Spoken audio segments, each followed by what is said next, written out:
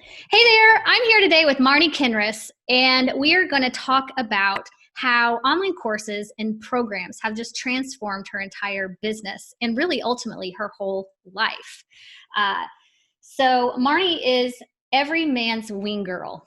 So, I'm super excited to hear more about that. She helps men understand women so they can attract, date, seduce, get, and keep the girl that they want if they so desire. So, over the past 15 years, she's helped hundreds of thousands of men become the man they want by finally getting the life they've always wanted with women. And I know that you've been super successful with that. You've got a massive following and a superb track record. So I'm excited to hear more about that. First, why don't you tell us a little bit about you? And, how did you get started in this space, the wing girl space? Oh my gosh. Well, it's not like I grew up and was like, oh, I want to be a wing girl when I grow up. It didn't exist back then. And it wasn't a thought that I ever had, but I was always fascinated by I don't want to say male female dynamic, but I guess like the different dynamics between people who liked each other in a sexual way or in a romantic way. And so when I was about 17, I would start delivering advice to my male friends about girls. They would come to me for advice and they would always say, like, you give way better advice than Jay or way better advice than Dan. I'd much rather come to you because you give me the real honest female advice that I need to be successful with the girls that I want. And so I didn't think anything of it. I was just like, I'm good at giving advice to guys. And then I moved out to Los Angeles and I happened to be at a rabbi's house for Shabbat dinner. And it was also a singles mixer, as most gatherings for Jews are. And so when I got there, nobody was actually interacting with each other. So I started grabbing men and I would introduce them to women. I would start the conversation and I would give the guys feedback. And I would also pump the guys up before even going over there to make the introduction. And by the end of the night, I had like a ton of people mingling with each other. One couple that I had brought together were making out in the corner at a rabbi's house. So I was like, okay, there's something interesting here. And I went home and I said to my roommate, who was like 10 years older than me and an entrepreneur, I said, I want to be a wing girl. That's what I want to do for a living. And I was 23 years old at the time. And he actually said, you know what? That's a silly idea. No guy is ever going to pay for that. Then he made like a crude joke about what they would pay for, or what they would expect if they did pay me for that. And I said to him, I don't think you're right. And I marched into my room. It was like 1:30 in the morning. And I put up an ad on Craigslist. Like, this was like way back when for Craigslist. And I put up an ad saying, like, what better way to attract bees than with honey? Sit back and relax. I'll pick up women for you. I'll do all the dirty work and tell you how to get the girl. And I got flooded with responses. And like at 2:30, I had to shut down my computer because I had to go to bed. And then by the next morning, there was over 75 guys who had written to me that were interested in this service. Wow. So I was like, okay, there's something here. So that's how it started.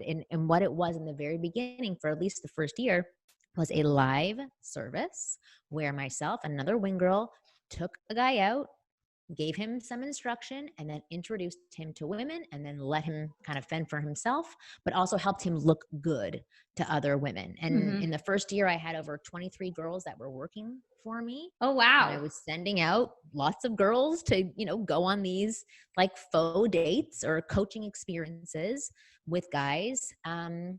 Yeah. And then I quickly realized it wasn't a very safe business, a scalable business. Yeah. And I'm Canadian. So I actually was really worried about legally if something happened, that some woman came back and said, this guy did X, Y, and Z. And like I'd get booted out of the country. Yeah. Yeah. And that's when sorry, this is a very long-winded answer, but that's when I discovered online marketing and I discovered how to create programs online. That's fantastic. First of all, to go just from an idea and really something that you had fun doing.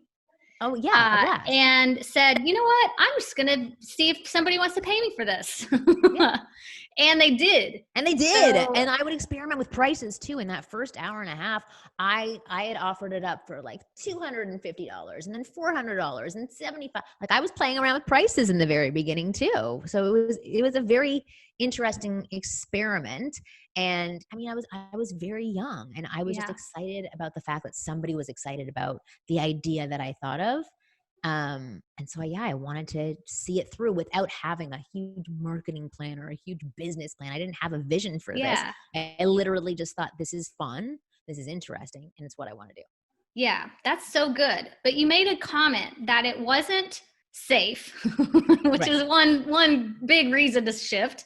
But it also wasn't scalable because even if you did introduce some leverage, right, by hiring other people to take some of the load, but it was still just kind of trading this time for money. Right. And there's only, even if you charge a premium for that, there's still only so much you can do, right? You only have so much time to work with so many people. So being able and it's to draining. That was the biggest thing as well for me, because I would go for a 3-hour what do we call them in the beginning? Excursion or an outing, we called them. And I would come back wiped. And I was 23 at the time. So coming back wiped, like I didn't think that when I was 30 doing this, I was going to be enjoying that experience as much, because it drains you to have to do that kind of coaching. So yeah. it was Can you also not imagine mentally being able. 45 and that's your model and you have to go out to clubs Right. or You're like, bars or screw restaurants that. at night Right. when you're ready just to curl up and, watch some Netflix or something. Yeah, I'll be like, can I bring my son with me while I go? Yeah. Like, that would just be too challenging. It would just not be doable. And I didn't know that when I was 23. But when I actually did have my first child, I was like, thank God I transformed my business into something where it's passive income and that I can do from my computer. And I have all these systems in an evergreen process. It was like a godsend. So what was the first course or program that you introduced, that you created for your business? Now that you had this model and you knew that people were taking advantage of it, that's when you were able to transition over into offering something a little more online. So what was the first thing that you built? It was called How to Become a Man Women Want. And it was an 18-minute video that I was selling. And like, for me at the time, it felt like the biggest thing in the world that I was putting out this information. I took all of the information that I had been asked on all of these outings that I had. So it was an 18-minute video that I created called How to Become a Man Women Want, where I walk them through the 3 things that women are looking for. And I remember that I created this program because I had gone to a David D'Angelo seminar, who's Eben Pagan, who's a huge internet marketer. But he was David D'Angelo at the time.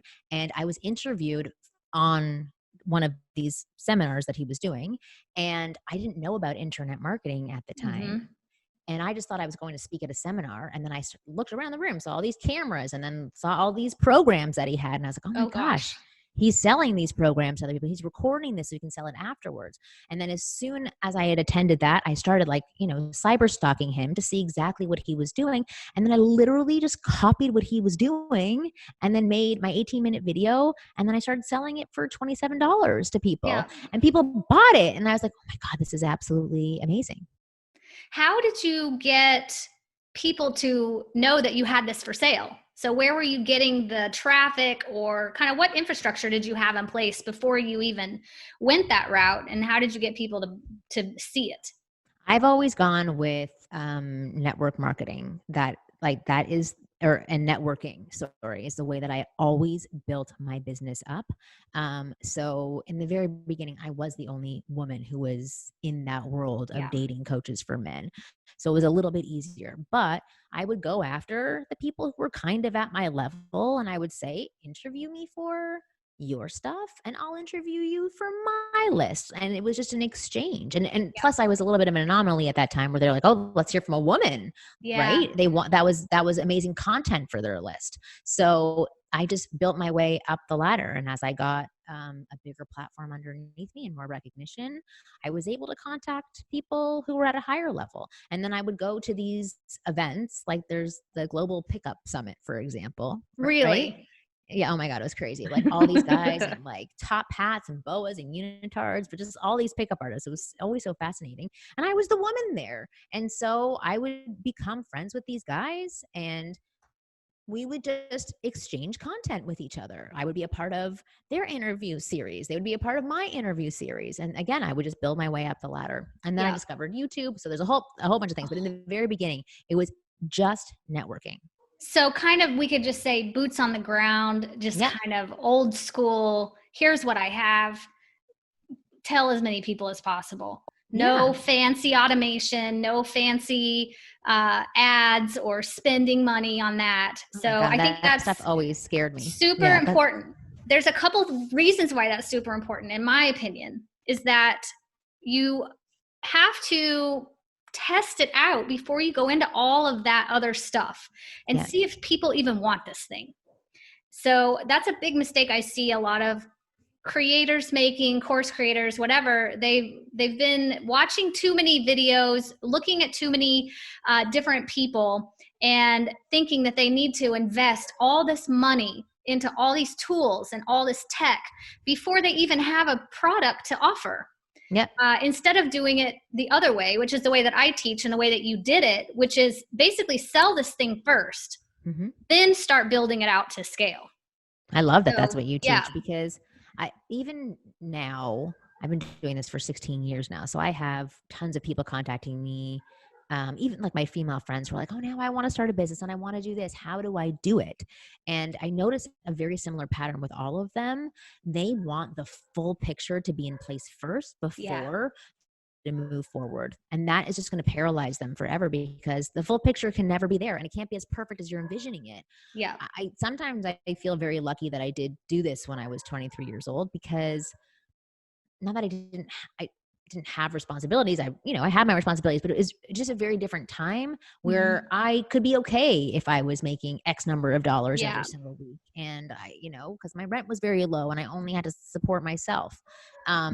So it was a little bit different. That pressure wasn't there as much, but I find that the heavy pressure that people put onto themselves as they get older, or even now starting out, some young people in their 20s, to be as picture perfect as some of these top experts really paralyzes them from moving forward. I totally agree. And even 15 years ago, even 10 years ago, the technology wasn't where it is today. So now we think, oh, I need all these websites and all these other things. And that is very overwhelming and paralyzing for almost anyone, even a seasoned marketer. You're never going to be finished. You're never going to be, all right, built it. Now let's just sit back and collect. It just doesn't work that way. Okay, so now you had your $27 video and I think, don't you still offer that now? Isn't that still going, or maybe it's just changed now? It's a bigger program and I just kept adding to it. And now it's like, I think the 18-minute video is a bonus that I put in that program. And it is like an entire built up system. Because as I started learning more, I wanted to provide more people because I was still doing coaching during that time for people in Los Angeles. I would do local coaching, just myself. And then I would do email coaching and I would do phone coaching with people. And then I would do these larger boot camps where I would go do, I don't even know how quickly actually that started afterwards, but I would go on these boot camps. I'd go to Australia and I'd do a boot camp for 10 people. So I would do a lot of that stuff as well. And then I would say, okay, well, here are the new things I need to add to my program. It's a massive program now. That's so amazing. I love the way too that you still held on, or not held on, but still were servicing clients in a one-to-one capacity while you're building out this more group programs and your leverage or your courses. I think that's a mistake other people make too, that like they get burnt out with the one-on-one. And believe me, even if you are energized by it, it still can just drain you. And whenever you have a taste of some freedom, you're like, you don't want to go back to that kind of ball and chain with the time commitments and the restrictions that come along with that one-on-one work all the time.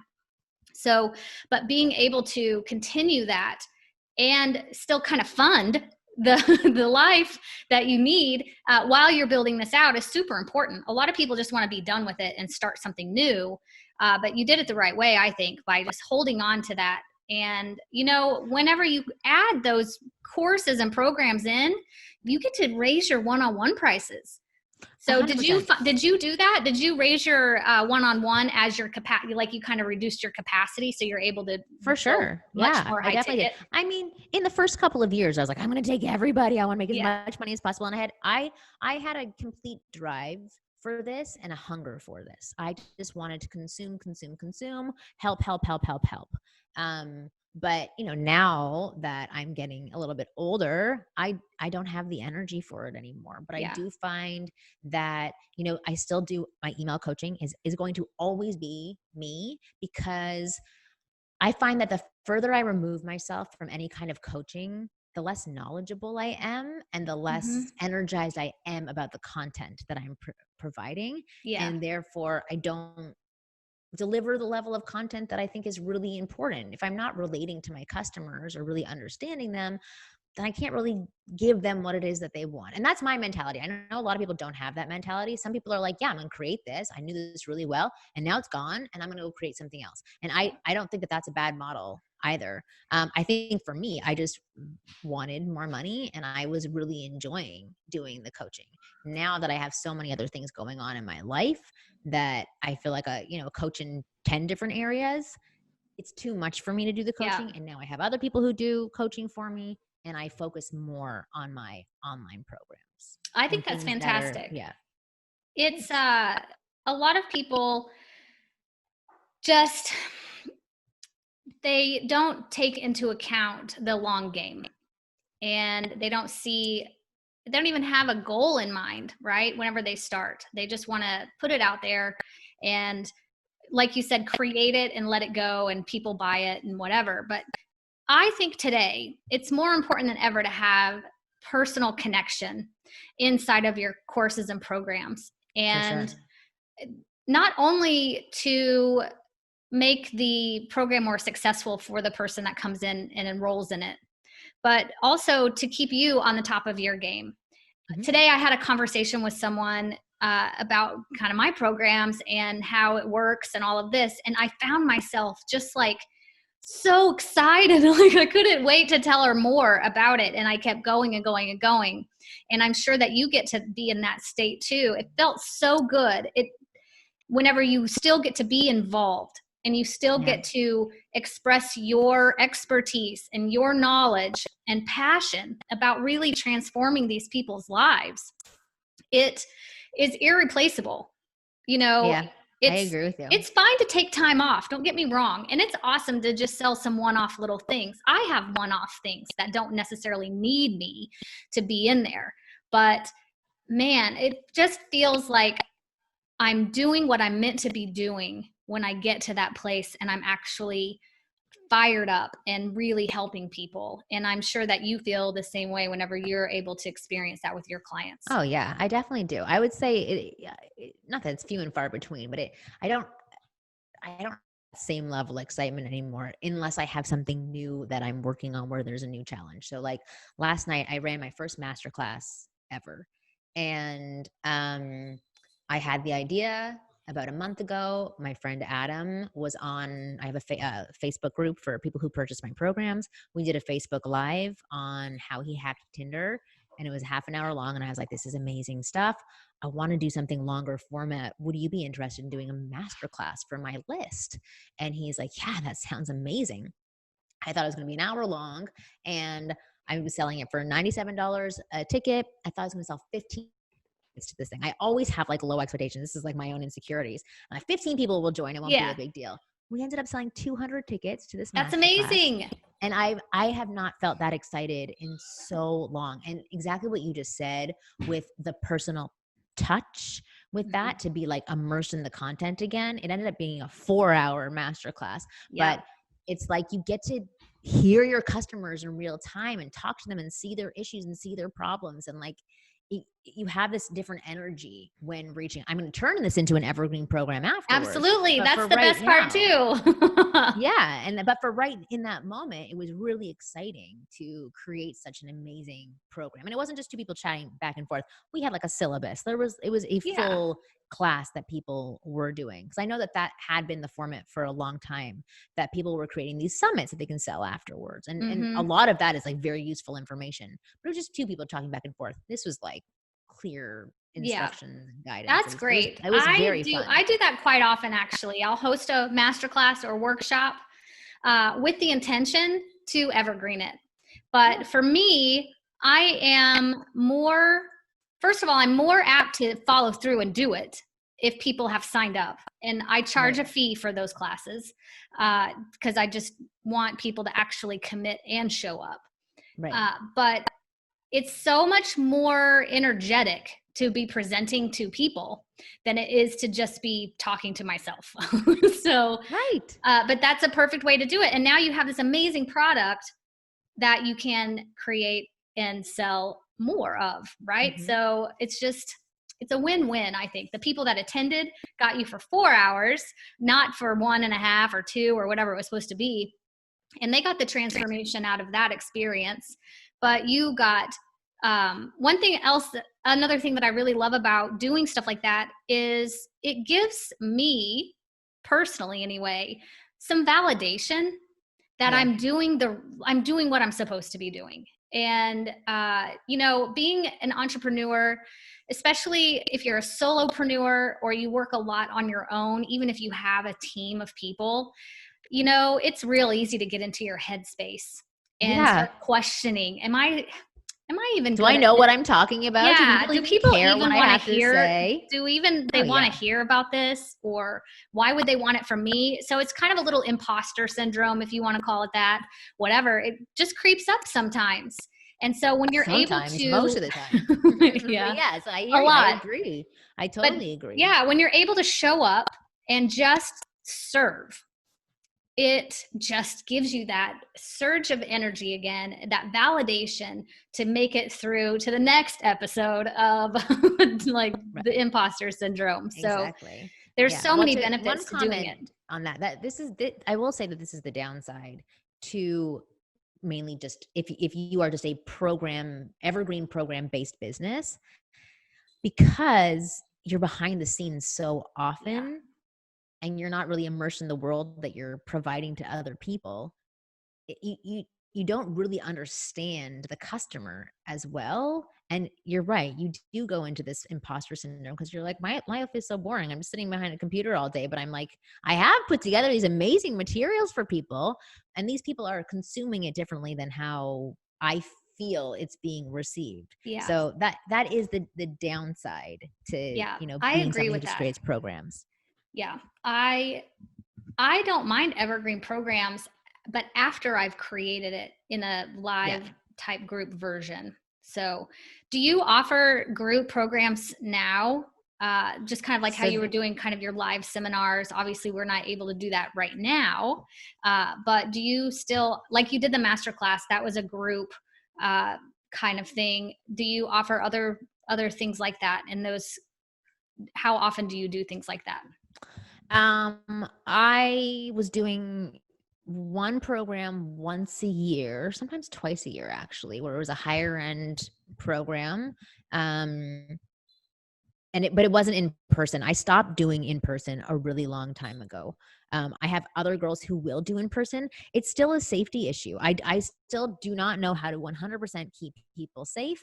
And I don't think I would want to. Not that I like freaked out by all of my customers, but you just never know. And it's just like a different space. And so I have tried to move most things online. I wouldn't say that that's the best practice for everybody, but for the nature of my business, I think it is right now. Plus it's not needed. I have been doing these higher ticket items where I have had a 4-week system that people go through where they have myself or another coach that does a group call with them plus email coaching throughout the entire process. Yeah, that's fantastic. Yeah, so that's like the newer version of the boot camp where I get to sit at my computer again and just help them. And answer questions and be the expert. I think it's great.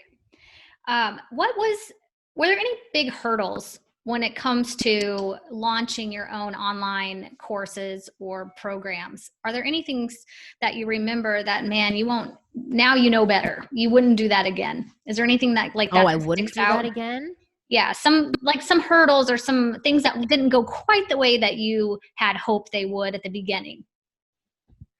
I don't have anything that is like it didn't go how I thought it would. I have really low expectations of myself. So I think most times I actually sort of shock myself.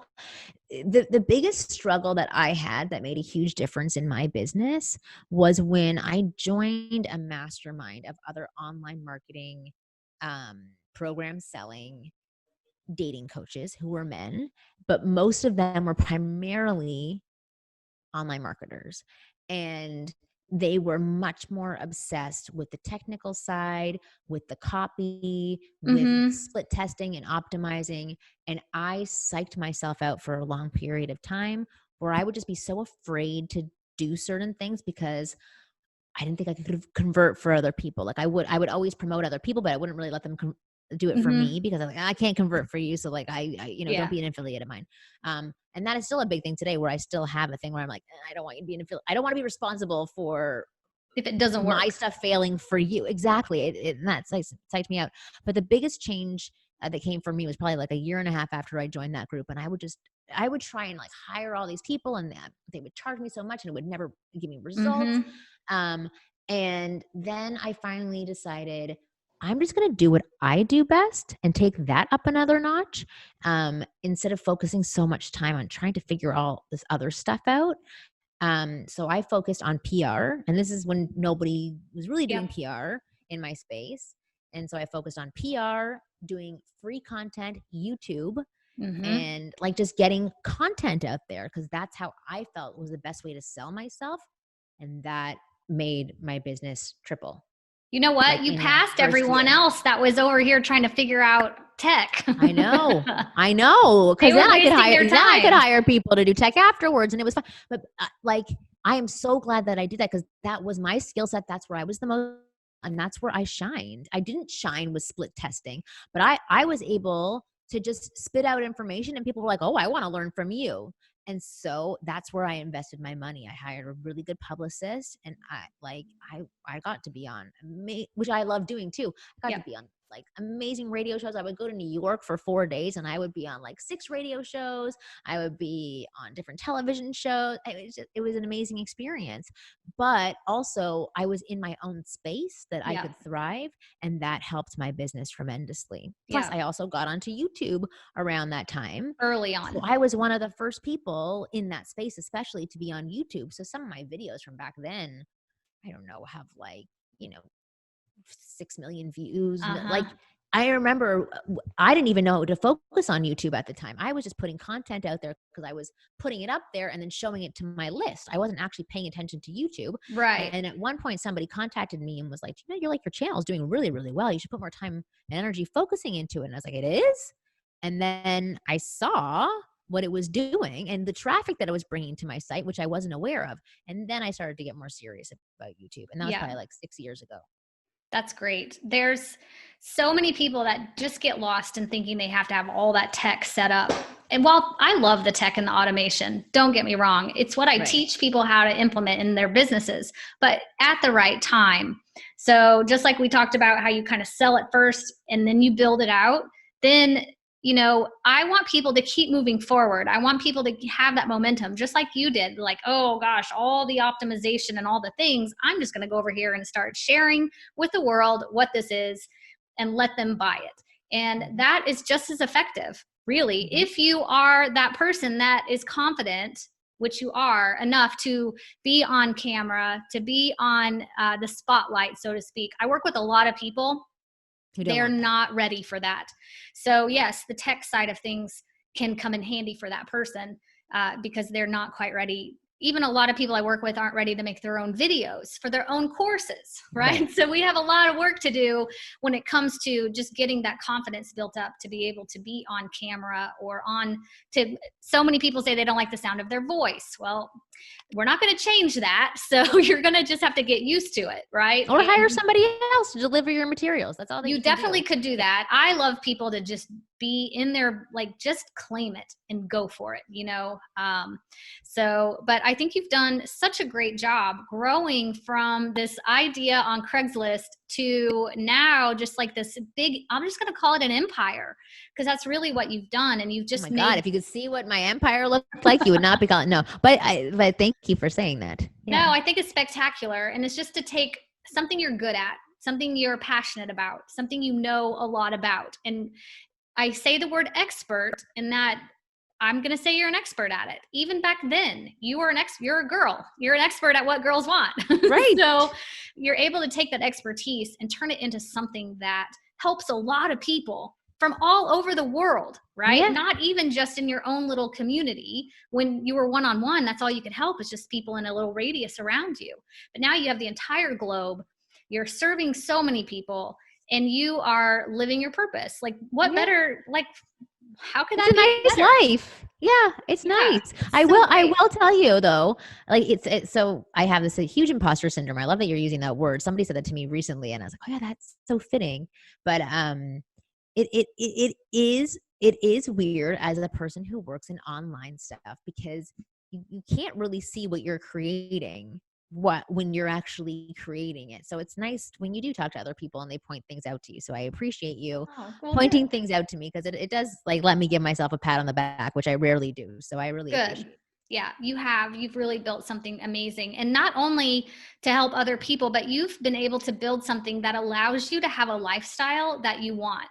Yeah. So something else I'd like to talk to people about a lot is building your business around your life Mhm. instead of the other way around. So you've got one or two kids. I have 2 kids. Yeah, and you get to do anything you want with them at any time. Yep. And there is something to be said about that. People want freedom for different reasons. And if you want the yacht, if you want the jet, if you want whatever, that's fine. No problem. Like I'm non-judgmental with what you decide to do with your freedom, right? For me, I want time.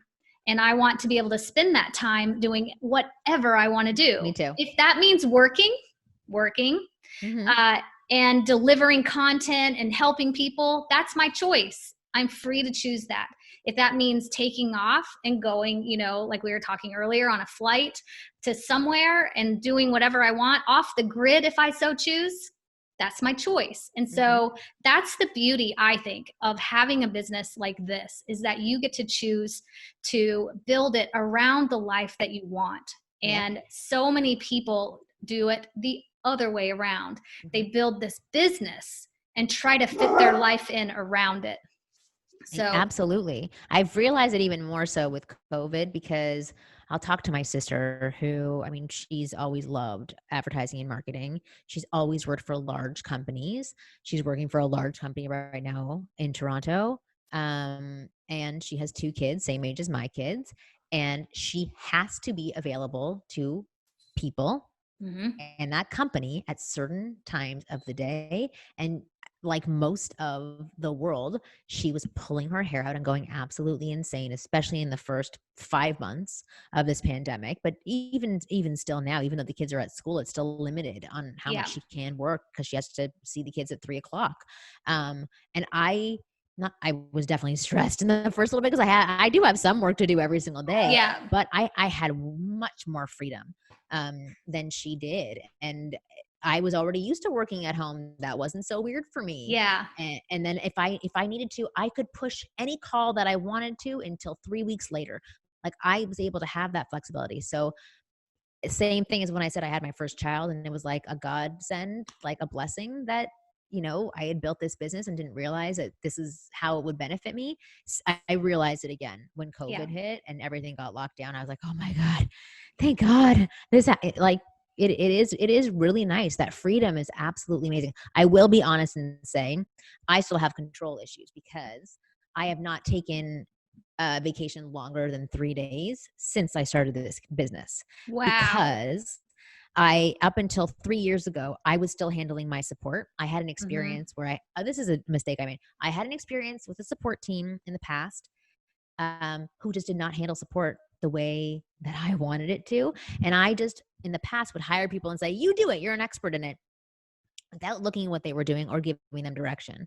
And I've learned now, if I want something done, I have to tell people how to do it and monitor it. Yeah, And so absolutely. now I have a support team again. But as I said before, my email coaching is still me Yeah. and will most likely always be me. So I am still responsible to people most days. I think there's certain things, as long as you're good at setting the boundaries, right? And the expectations up front. If people do email you personally, they have an expectation as to when you will respond. I don't Yes. think there's anything wrong with it, you being you personally replying to messages. I personally reply to messages as well, because that's, again, goes back to wanting to be connected to and have relationships with the people that I'm working with. They hired me, right? Right. And I want to make sure that I stay in integrity with that. And it doesn't bother, like, I don't mind answering messages and helping people. I'm That's the same what I'm way. here for. Mm-hmm. So, but as long as you're able to set clear boundaries around that, I work with a lot of people that don't have those set yet. And so if an email, and I was one of those people, by the way, when I was doing my one-on-one client work, if an email came in, you're scrolling on your phone, or you're just kind of doing stuff on your computer, and say it's 10, 11 o'clock at night, whatever, and an email would come in, I would You answer. respond right then, 11:30 at night. So guess what? I set the expectation that, oh, she's going to answer all my emails, even if I send it at 11 at night. Mm-hmm. Well, I quickly learned, oh, I wanted to reply, right? But I would hold off Good. until morning or even later than that. So there's so many strategies and tactics around that. Because We you won't get train into people. all of it, but yeah, you train people how to treat you. Mm-hmm. And if you're getting frustrated that people keep messaging you and they want a response right away, well, you've given them the expectation that that's how it's going to be. So Mm-hmm. it's, as long as you're able to set that boundary and give them, like, oh, Yeah. all of our emails will be answered within 48 hours or 72 hours or whatever yours is, then no problem. Yeah. So, And but that's something I had to learn as well. Because I was the same way as you. I mean, when you're younger and you're just starting something, you're really excited about it. And then you are, afterwards, and you're you like, want to help okay. them. You Yeah, want of to give them. course. And if they're like, for me, my one-on-one clients pay me very well, like high ticket and tens of thousands of dollars. And so I felt like, oh, well, if they're paying me that much, I better write them right back. Well, they never really expected it, but when I did it, they expected it from that point forward. Yeah, So, of course. Because because then they're like, wait, why is she not entrepreneurs, responding back to me? yeah, some people have different schedules. So some people, are night owls. I'm not one of them, but that's when they would be doing their most work, right? And so I would just be emailed along with probably 12 other people at that time of day. And I had to learn to not answer right away, not respond right away. It was I think tough. it's amazing. It's funny because so last night we were doing the mastermind, and Adam, who was running this mastermind, he's not a coach, he's a marketer. And he stayed on for 4.5 hours to answer all of these questions at the end. I got off at the 3 hour mark because I didn't have a babysitter past 7:30, and I didn't think I needed one. And my husband's out of town. So I went into the other room and I said, I gotta go, like, which I would have never done in the past. I would have been like, I'm staying on the entire time. My kids can fend for themselves. But I left. And then I was texting Adam because I came back out. I could still hear him 45 minutes later answering all of these questions. And I said, stop doing it. They will suck you dry. And it's totally fine that you want to help, but like, these are the ones who are the suckers at the end, who are going to like take in everything that you have. You have to set the boundary that you will give answers. You'll give it once and then it's done. And there's a cap to how much somebody can have of you. And I wouldn't have said that or even felt that way even 7 years ago at all. So I too learned Yeah. that, and it's When you really remove important. that accessibility, then, you've got to leave them with a reason to pay you for your time and for your knowledge. It's one thing, and it's fine to give some of that away, but you can be strategic about it. But whenever you were able to exit that masterclass, you elevated your authority, honestly. You know, you're not going to sit there all day, even though you want to help people. You did help. I've already helped. I helped for 3 hours. Now, if they want more, they get to come in and they get to enroll in the main program. So, right, exactly. But it did elevate your authority. It's like, okay, gotta go. Like, here we go. Like, good job. Here's my link.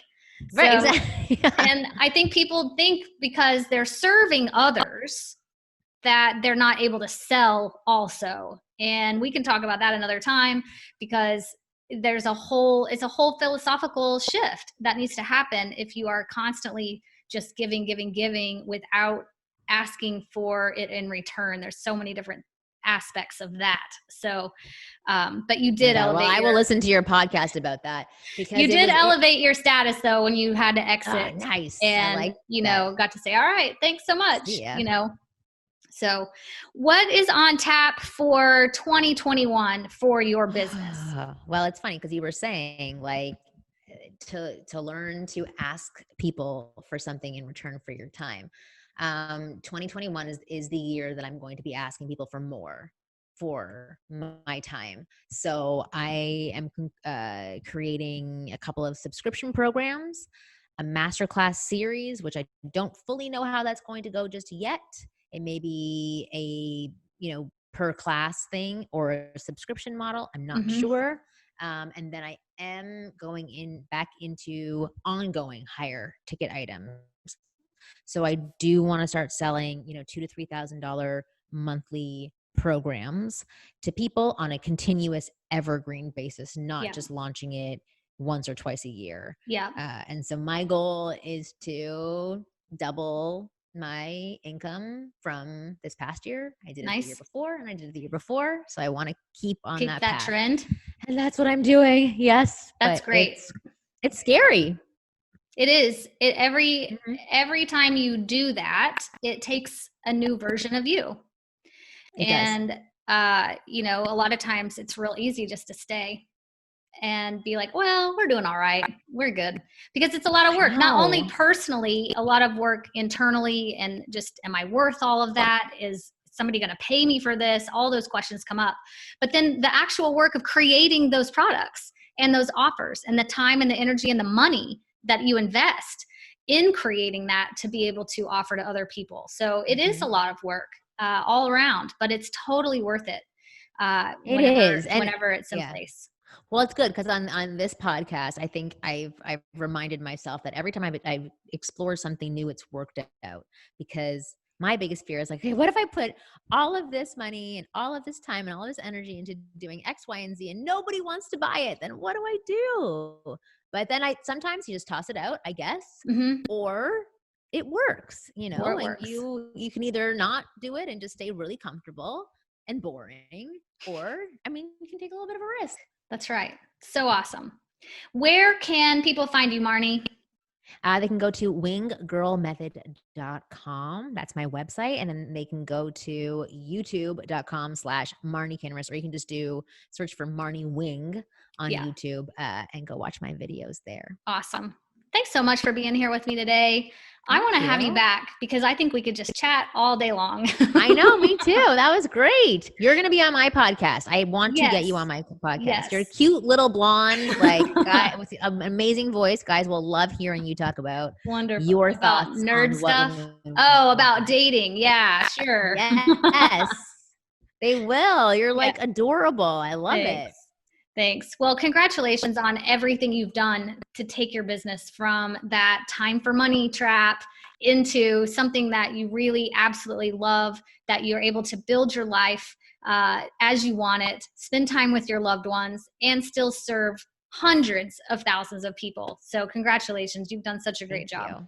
Thank you. I appreciate that. You're welcome. We'll see you guys soon. Thanks so much. Hey, thanks for checking out this video. Subscribe and ring the bell if you haven't done that already. And if you'd like to check out more of our videos, go ahead and just tap the screen right here.